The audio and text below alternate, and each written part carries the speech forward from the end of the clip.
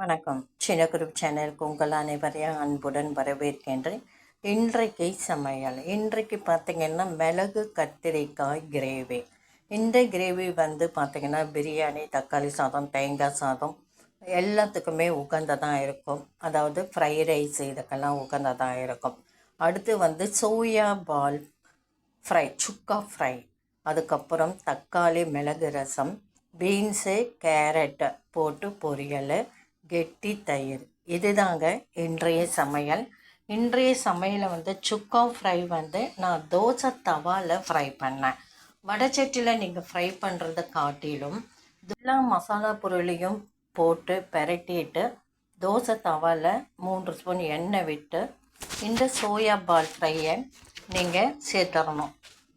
அது சோயா பால் ஃப்ரையை நம்ம சுட தண்ணியில் போட்டு எடுத்ததும் நல்லா தட்டிடணும். மத்து குழவி இருக்கும் இல்லைங்களா, குட்டி குழவி வச்சு நீங்கள் தட்டிடணும். அது பால் ஒன்று ஒன்றா தட்டி எடுத்துட்டு மசாலாலாம் எல்லாம் சேர்த்து பெரட்டிட்டு தோசை தவாவில் போட்டு மூடி போட்டு அடுப்பை சிம்மில் வச்சு நீங்கள் பொன்னிறம் வர நல்லா வறுத்து எடுத்தீங்கன்னா சூப்பராக அருமையாக சோயா பால் சுக்கா ஃப்ரை ரெடி ஆகிடும்.